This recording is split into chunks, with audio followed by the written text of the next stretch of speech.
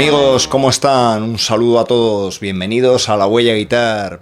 Los nombres asociados al nacimiento de un género musical como el del rock duro o posteriormente el heavy metal suelen ser siempre los mismos: Led Zeppelin, Deep Purple, Black Sabbath o los mismos Uriah Heep, desde luego considerados padres de todo un género.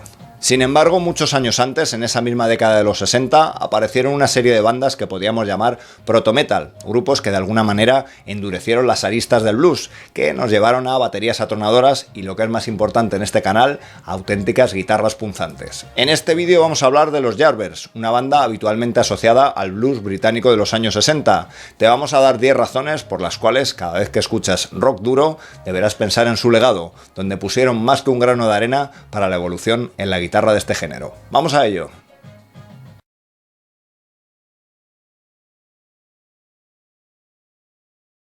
La primera razón es todo un nombre propio, Eric Clapton, evidentemente asociado también a un estilo como el del blues, que es lo que hacían esos dos primeros años de formación, del 63 al 65, de los Yardbirds. De hecho, abandonó la banda porque estos empezaron a tomar, digamos, una deriva algo más pop. Curiosamente, después de pasar por la banda de John Mayall, acabó formando una de las formaciones, digamos, proto-metal más importantes de la historia. Nos referimos a Cream.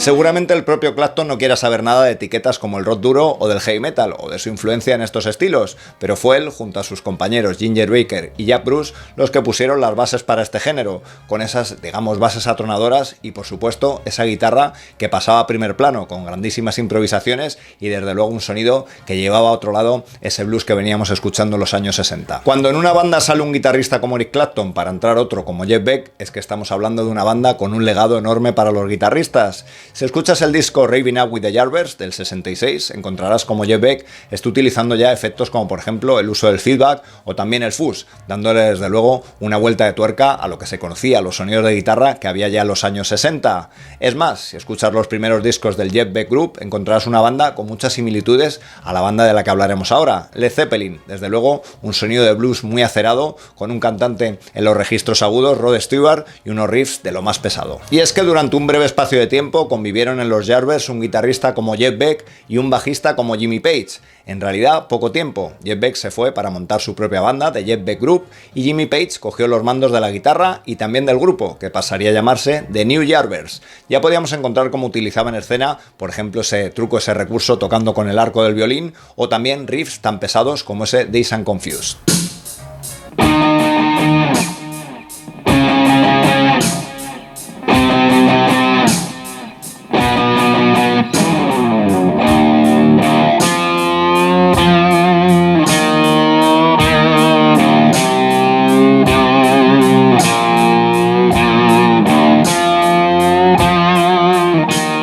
Por supuesto, la cuarta razón por la que hablar de los Yardbirds es hablar de rock duro es que esta banda al final acabaría mutando en Led Zeppelin. Jimmy Page había sido un reputado músico de sesión, así que, digamos, llamó a su amigo, a su compañero John Paul Jones al bajo y fue reclutando a las figuras que todos conocemos y que formarían esa formación increíble de Led Zeppelin, con John Bonham a la batería y Robert Plant a la voz. Es decir, se formaría aquí el arquetipo de banda de rock duro, gracias, sin duda, al trabajo de Jimmy Page en los Yardbirds.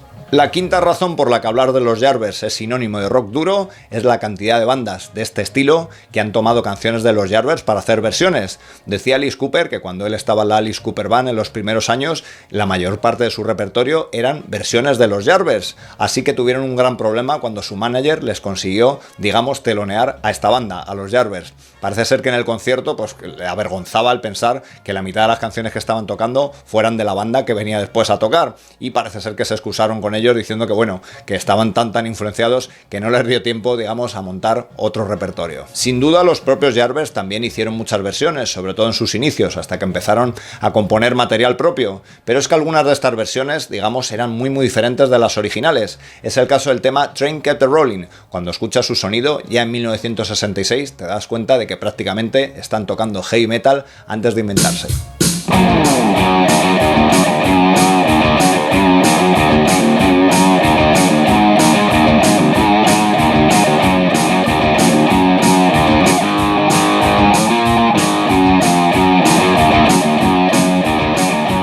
hecho, los Yardbirds fueron muy criticados durante algún tiempo por su falta de material propio, algo que fueron corrigiendo con el tiempo, creando grandes canciones y melodías, digamos, atemporales.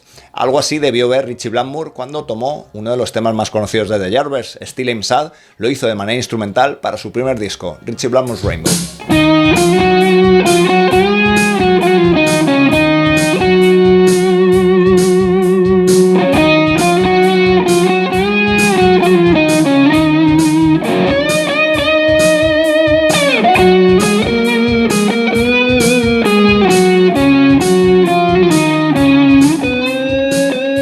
No fue Blackmore el único guitarrista de hard rock que reivindicó a esta banda, a través en este caso de la versión de Still I'm Sad. Si tomamos el catálogo de un guitarrista como Gary Moore, en su época más heavy, nos referimos a la de Corridors of Power y Victims of the Future, encontramos un tema como Shapes of Things, desde luego tocado por la varita mágica del irlandés.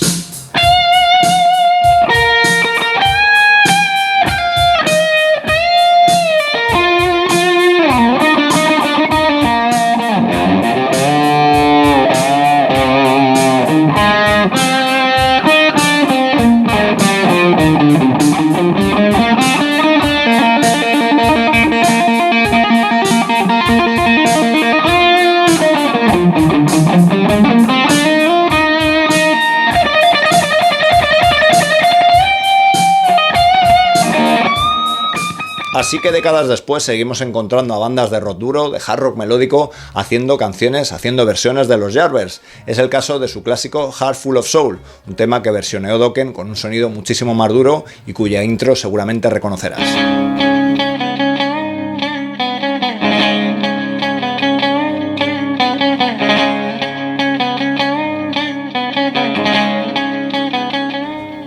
Y si aún tienes dudas de la influencia de los Yardbirds en el rock duro, no tienes más que escuchar los estribillos de esta canción, donde podemos distinguir, recordemos que hablamos del año 1966, un ritmo de galope.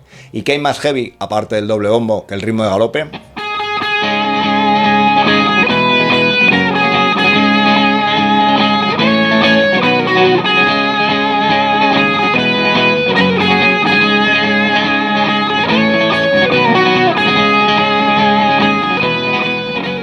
Bueno amigos, pues hasta aquí este vídeo que espero haya sido de interés. Más adelante haremos un vídeo aprendiendo a tocar algunas de estas canciones en guitarra de los Yardbirds.